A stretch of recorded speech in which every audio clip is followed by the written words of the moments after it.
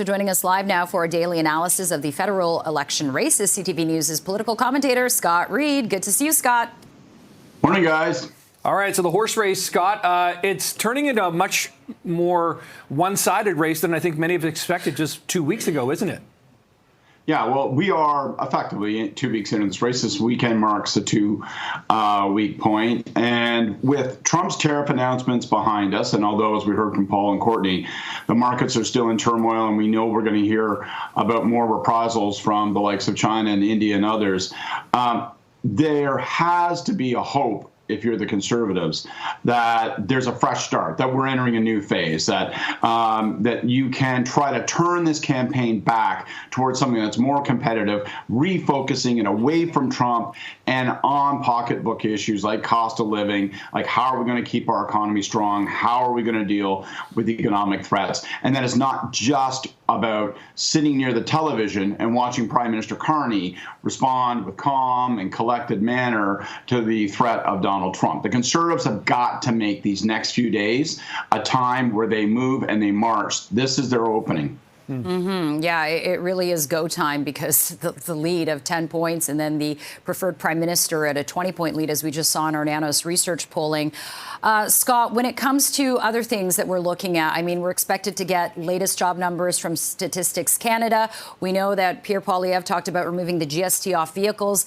What can he do there? Is there anything else he can kind of capitalize with his message now that he's kind of finally shifting more towards Trump? Sort of all of that. He is making much more direct focus on Trump himself. And I think there's a couple of things. I'd be watching for advertising.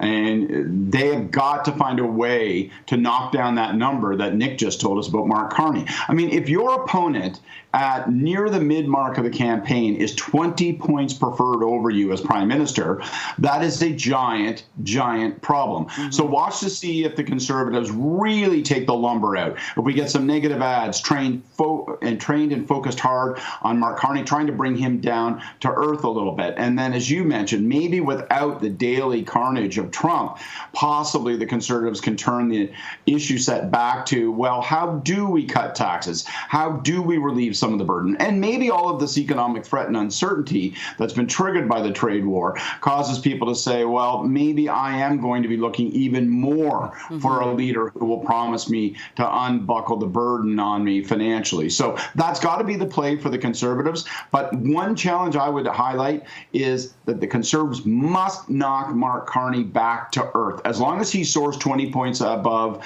the all his political opponents, he's going to be damned hard to beat. Okay, but Scott, if Donald Trump goes quiet, and that's a huge if, as we well know, because he doesn't like to be quiet.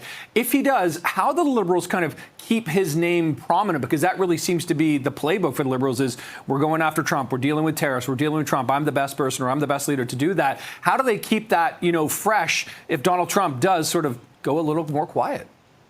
Yeah, I think you're going to see probably a little bit more policy from the Liberals over the course of the next week. And that should be, if they're smart, trained around these kinds of questions. How do you knit together internal trade barriers so that we can make things less expensive on ourselves? How do you make certain that people are well trained? How do you make certain that people are protected? What are you going to do in terms of industries and employers and making certain that the government is there to protect them so that they don't lay off tons of people? I think you'll see the Liberals try to concentrate on those issues. And I do think that they expect that Trump will barge back into the picture next week. There's still the threat of additional tariffs that are sector specific. They're talking about things like pharmaceuticals as an example. Well, I got to tell you, where's the pharmaceutical industry located, right? The generic industry is located in Toronto and the innovative industry is located in Montreal. Those are rich seat areas, Montreal, Quebec, and obviously Toronto, GTA here in Ontario. So you'll see them focusing on reacting to that. But I do think we're going to see a slightly different phase. And one thing I would point out to people, watch not just what the leaders do and what the leaders say, but watch the advertising. People are going to unleash, those campaigns are going to unleash their spending on one another. That's going to be interesting to watch. Okay, so much to watch for. And of course, we'll see if the Liberals can carry this momentum up until April 28th. CTV's political commentator, Scott Reid, has been a busy first 2 weeks on the campaign trail. Thanks for joining us. We'll chat again next week. Have a good one, Scott. Have a good weekend, guys.